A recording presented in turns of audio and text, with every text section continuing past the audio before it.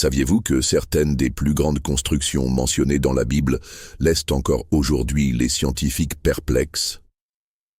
Des monuments gigantesques aux structures d'ingénierie impressionnantes, ces constructions défient notre compréhension de la manière dont les sociétés anciennes ont pu réaliser de tels exploits extraordinaires. Comme un temple qui a nécessité le travail de milliers de personnes, une tour qui a défié les frontières du monde connu, et même une embarcation capable d'abriter toute la création. Tout cela est consigné dans les Écritures, mais beaucoup se demandent comment cela était-il possible et que pouvons-nous apprendre de ces constructions.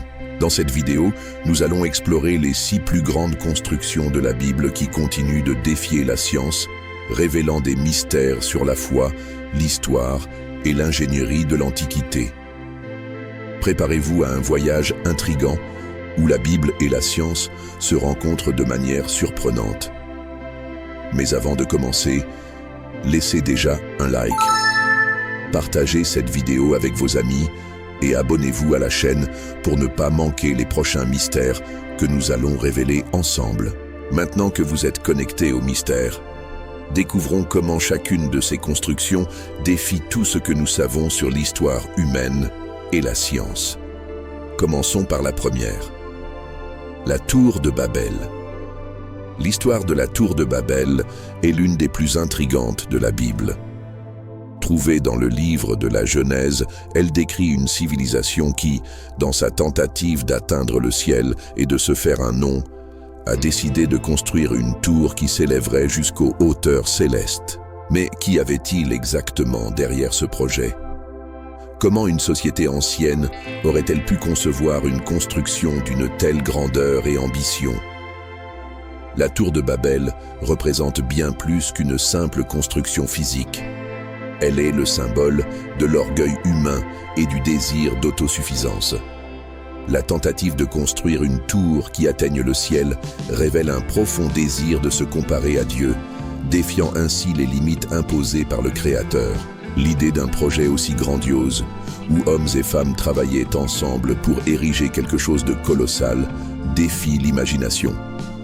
Les spécialistes se demandent comment une culture ancienne aurait pu posséder la technologie nécessaire pour un tel ouvrage.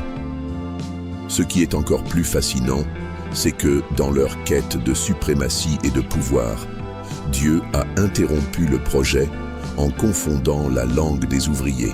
Cet événement biblique, bien que symbolique, soulève des questions sur la relation entre l'homme et Dieu et sur la manière dont la souveraineté divine transcende même les réalisations humaines les plus impressionnantes. Bien que la tour de Babel n'ait jamais été retrouvée, les experts pensent qu'une structure similaire aurait pu être possible en termes d'ingénierie ancienne.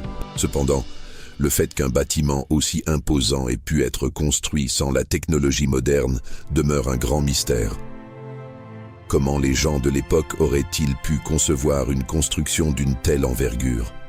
Et comment le monde est-il soudainement devenu un endroit où les gens ne pouvaient plus se comprendre? Cela reste encore aujourd'hui une énigme de l'histoire humaine. Un projet ambitieux interrompu par Dieu, qui nous amène à nous interroger sur les limites que l'humanité peut atteindre par ses propres moyens. Mais, en contraste avec Babel, nous trouvons le temple de Salomon, une construction non seulement grandiose, mais aussi remplie de symbolisme et d'une richesse inexplicable. Alors que Babel cherchait l'autosuffisance humaine, le temple de Salomon nous enseigne sur la grandeur de Dieu et sur sa demeure parmi son peuple. Le temple de Salomon. Le temple de Salomon, l'une des constructions les plus impressionnantes mentionnées dans la Bible, était un symbole de la présence de Dieu parmi son peuple. Situé à Jérusalem, ce temple représentait non seulement la gloire divine, mais aussi la richesse et la splendeur du règne de Salomon. La Bible décrit le temple comme une œuvre d'une grande beauté et d'une valeur inestimable, avec des matériaux rares et précieux utilisés dans sa construction, tels que l'or, l'argent et le cèdre du Liban. Mais comment une civilisation ancienne a-t-elle pu rassembler une telle richesse et posséder un tel savoir-faire en matière de construction? Le temple de Salomon a été conçu comme un lieu d'adoration et de sacrifice, un endroit où Dieu habitait parmi les Israélites. Cependant, ce qui impressionne le plus les chercheurs et les archéologues, c'est que la Bible décrit le temple avec des détails minutieux sur son architecture et sa richesse. Mais son emplacement exact reste entouré de mystères. Plusieurs archéologues pensent que le site où le temple a été érigé, le mont du Temple à Jérusalem, pourrait encore contenir des vestiges de cette grande structure. Même si le temple de Salomon a été détruit et reconstruit, sa grandeur demeure une énigme. Les descriptions bibliques parlent d'un édifice défiant les normes de l'époque, mais aucune preuve archéologique définitive n'a été trouvée pour confirmer son ampleur. Les spécialistes se demandent comment Salomon a pu non seulement rassembler des matériaux précieux provenant de diverses régions du monde, mais aussi créer une structure aussi élaborée avec les limitations technologiques de l'époque. Il est possible que le temple de Salomon ait été l'une des constructions les plus impressionnantes de son temps, non seulement pour sa beauté, mais aussi pour l'ingéniosité mise en œuvre dans sa construction. Pour de nombreux chercheurs, il est un exemple de la manière dont la foi et l'ingénierie antique s'entrelacent de manière surprenante. Après la splendeur du temple, nous sommes transportés à l'Arche de Noé. Elle émerge comme un exploit d'ingénierie en avance sur son temps, défiant même les scientifiques d'aujourd'hui qui tentent de comprendre comment un navire aussi avancé a pu être construit sans les ressources et les connaissances dont nous disposons actuellement. L'Arche de Noé. L'histoire de Noé et de l'Arche est l'une des plus connues de la Bible, décrite dans le livre de la Genèse. Lorsque Dieu décida d'envoyer le déluge pour purifier la terre de la corruption humaine, Noé reçut l'ordre de construire une arche aux proportions impressionnantes pour sauver sa famille et les animaux. Mais ce qui rend cette histoire si fascinante, ce n'est pas seulement le déluge lui-même, mais aussi la description de la construction de l'arche qui soulève de nombreuses questions sur l'ingénierie et les connaissances technologiques de l'époque. La Bible décrit l'arche comme un immense navire, mesurant 300 coudées de long, 50 coudées de large et 30 coudées de haut. Cela équivaut à environ 137 mètres de long, 23 mètres de large et 13 mètres de haut. Des dimensions gigantesques pour l'époque. Mais ce qui intrigue encore plus les scientifiques et ingénieurs, c'est l'efficacité du design de l'arche. La construction décrite est, en réalité, extrêmement efficace pour résister aux conditions extrêmes d'un déluge, et de nombreux experts estiment que, d'un point de vue structurel, l'arche a été conçue de manière remarquablement avancée pour son époque. En matière d'ingénierie navale, la forme de l'arche décrite dans la Bible est considérée comme l'une des plus stables pour supporter de grandes masses d'eau. L'absence d'une coque pointue, sa structure droite et les compartiments prévus pour les animaux auraient fait de l'arche un navire hautement fonctionnel, capable de résister à de longues tempêtes, ce qui a été confirmé par des chercheurs modernes. Curieusement, de nombreux spécialistes affirment que, sans la technologie actuelle, il aurait été difficile pour Noé, en son temps, de comprendre la physique nécessaire à la conception d'un navire aussi performant. Malgré de nombreuses expéditions et recherches de vestiges de l'arche, notamment sur le mont Ararat, aucun objet concret n'a été découvert, mais l'histoire de cette construction continue de susciter fascination et interrogation. Comment Noé aurait-il pu obtenir les connaissances nécessaires pour construire quelque chose d'aussi monumental sans l'aide des technologies modernes? Ce mystère persiste et son explication reste l'une des plus grandes énigmes de l'archéologie biblique. Alors que l'arche de Noé révèle le pouvoir de Dieu en temps de catastrophe, la forteresse de Masada nous offre une histoire de résistance inébranlable. Masada, avec son emplacement stratégique et son ingénierie impressionnante, défie les limites de la survie humaine, mais Dieu est notre véritable forteresse. La forteresse de Masada. La forteresse de Masada, située au sommet d'une montagne isolée dans le désert de Judée, est l'une des constructions les plus remarquables de l'histoire ancienne, et son histoire est profondément liée à la résistance du peuple juif contre l'Empire romain. Lors de la grande révolte juive, un petit groupe de zélotes luttant pour leur liberté s'est réfugié à Masada, une forteresse naturelle pratiquement imprenable, et a résisté pendant des années aux attaques romaines. Mais ce qui rend Masada encore plus impressionnante, c'est la manière dont elle a été construite et les défis auxquels les Romains ont dû faire face pour finalement la conquérir. Masada n'était pas seulement une forteresse défensive, c'était une œuvre d'ingénierie avancée pour son époque. Le complexe était doté de citernes pour stocker l'eau de pluie, de réserves de nourriture et même d'un palais royal construit avec une architecture qui impressionnerait même les ingénieurs modernes.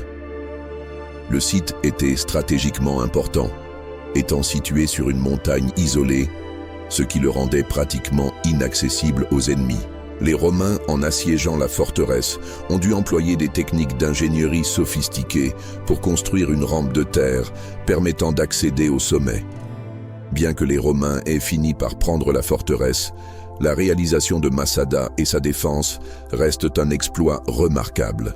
L'ingénierie derrière les citernes d'eau et la construction de la rampe d'accès utilisée par les Romains pour envahir la forteresse témoignent du génie humain et de la complexité des stratégies de guerre. De plus, des fouilles modernes ont confirmé que la forteresse était équipée de technologies avancées pour son époque, notamment un système hydraulique permettant aux habitants de survivre dans un environnement extrêmement aride. Masada est aussi un symbole de résistance et de sacrifice.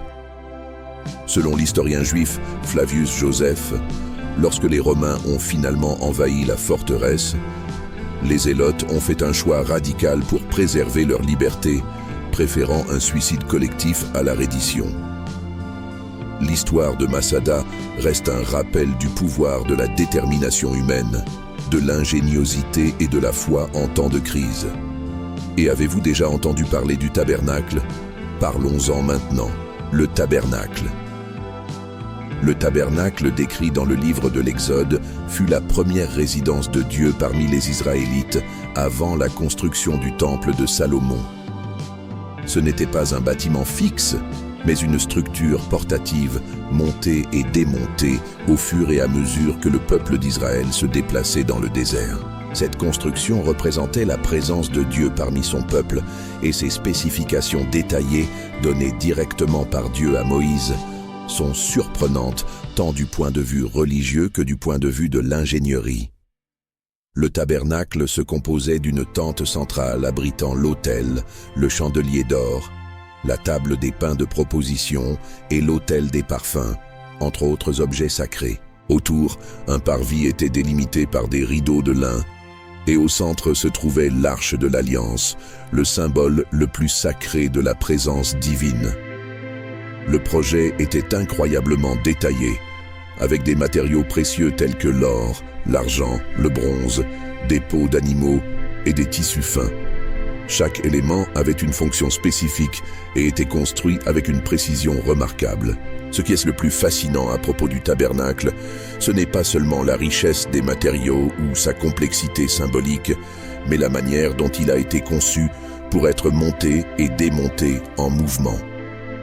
Dans un environnement désertique, où les conditions étaient extrêmes et les besoins urgents, le tabernacle était une véritable merveille d'ingénierie portative. La capacité de concevoir et d'assembler une structure aussi sophistiquée et fonctionnelle dans un temps limité et dans un contexte de survie dans le désert témoigne de l'habileté des artisans israélites qui ont reçu une inspiration divine pour ce travail. De plus, le tabernacle n'était pas seulement un lieu physique d'adoration. Il avait une signification profonde et symbolique, représentant la rencontre entre l'humain et le divin. La précision des détails de sa construction et les significations spirituelles que chaque partie de la structure portait en faisaient bien plus qu'une simple tente. C'était un lieu où Dieu habitait au milieu de son peuple, une présence vivante qui guidait les Israélites au cours de leur voyage dans le désert.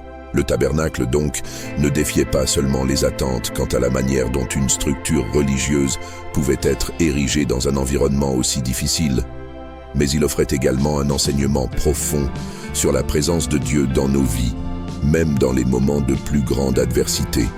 Les murailles de Jéricho, L'histoire des murailles de Jéricho est l'un des récits bibliques les plus célèbres et mystérieux.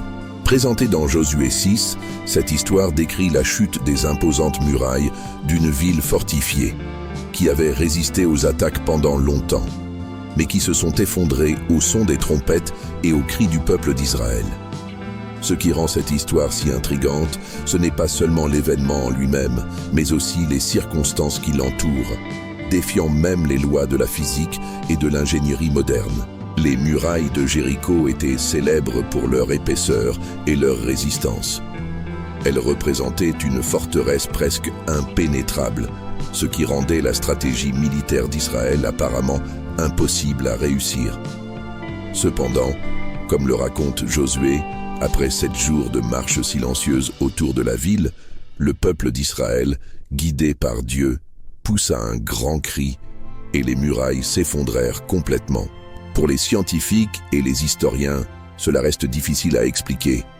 Comment une structure aussi solide et imposante a-t-elle pu s'écrouler sous l'effet d'un simple cri? La science moderne n'a pas encore trouvé d'explication concrète à ce phénomène et il demeure l'un des plus grands mystères de l'archéologie biblique. Certains chercheurs ont proposé plusieurs théories pour expliquer la chute des murailles de Jéricho. L'une d'elles suggère que la pression sonore des trompettes et des cris à des fréquences spécifiques aurait pu provoquer une vibration entraînant l'effondrement des murailles. D'autres évoquent un possible tremblement de terre ayant frappé la ville au moment de la chute, mais aucune théorie n'a pu expliquer de manière satisfaisante la rapidité et la précision avec lesquelles les murailles se sont effondrées. De plus, des fouilles archéologiques à Jéricho, menées par des équipes comme celle de Kathleen Kenyon, ont mis au jour des vestiges d'une muraille qui semble s'être effondrée de manière soudaine et dans une seule direction, suggérant qu'un événement extraordinaire s'est réellement produit sur ce site. Ce que l'on sait, c'est que cette destruction n'était pas seulement la fin d'une fortification, mais un moment puissant qui renforçait l'idée que l'intervention divine peut même modifier les principes naturels de la physique. Les constructions bibliques que nous avons explorées, la tour de Babel, le temple de Salomon, les murailles de Jéricho, l'arche de Noé, la forteresse de Masada et le tabernacle, ne sont pas seulement des monuments du passé, elles sont des témoignages vivants de l'interaction entre la foi, la science et le mystère. Chacune de ces structures nous offre bien plus qu'une simple leçon d'ingénierie ou d'histoire. Elle révèle des vérités profondes sur la relation entre le divin et l'humain, entre l'éternel et l'éphémère. Tout d'abord, il est important de souligner que ces constructions montrent la puissance de la foi. Le temple de Salomon, avec sa grandeur, et le tabernacle, avec sa simplicité, sont 2 exemples de la manière dont la foi du peuple de Dieu s'est concrétisée en des structures qui, au-delà de leur beauté et de leur fonctionnalité, symbolisaient la présence divine parmi eux. Le temple et le tabernacle n'étaient pas seulement des lieux d'adoration, mais des expressions physiques de la confiance et de la dévotion du peuple envers Dieu, défiant souvent les limites de l'imagination humaine pour créer quelque chose qui représente l'indicible. Ensuite, il y a un mystère scientifique indéniable autour de ces constructions. Comment l'arche de Noé, avec ses proportions et son ingénierie avancée, a-t-elle pu être construite sans les connaissances modernes sur la navigation? Comment les murailles de Jéricho se sont-elles effondrées de manière aussi précise et totale? Que savons-nous de la forteresse de Masada, avec sa résistance inhabituelle et son ingénierie robuste dans un environnement hostile? Ce sont des questions qui, encore aujourd'hui, défient l'explication scientifique conventionnelle. Mais au-delà de cela, elles nous montrent le potentiel humain lorsqu'il est inspiré et guidé par une force supérieure, qu'elle soit divine ou spirituelle. Enfin, ces constructions nous parlent aussi du mystère qui entoure notre compréhension du monde. Beaucoup de ces structures ne sont pas seulement des éléments d'histoire ou d'ingénierie, elles sont des reflets de la transcendance, de la présence de Dieu parmi son peuple. Ce sont des constructions qui semblent défier les lois naturelles et qui, d'une certaine manière, nous invitent à regarder au-delà de l'évidence, à considérer que tout ce qui existe ne peut pas être expliqué uniquement par la logique ou la raison. Que nous enseignent ces constructions? Elles nous rappellent que la foi peut nous amener à accomplir l'impossible. La science, aussi avancée soit-elle, ne peut pas toujours expliquer les mystères qui nous entourent. Et peut-être que le plus grand mystère de tous est de comprendre comment le divin se manifeste dans nos vies et comment, avec la foi, nous pouvons construire quelque chose de durable et de significatif, même dans les moments les plus difficiles. L'histoire de ces constructions bibliques continue de nous inspirer et de défier notre compréhension de ce qui est possible. Elle nous enseigne que, bien que la science cherche des réponses, le véritable pouvoir réside souvent dans le mystère de la foi et dans la sagesse divine qui dépasse notre compréhension limitée. Ces constructions bibliques nous rappellent que, même face à l'impossible, la foi peut nous mener au-delà des limites de la raison. Elles ne sont pas seulement faites d'ingénierie, mais sont aussi des leçons sur la manière de faire confiance à Dieu et de laisser sa sagesse guider nos vies.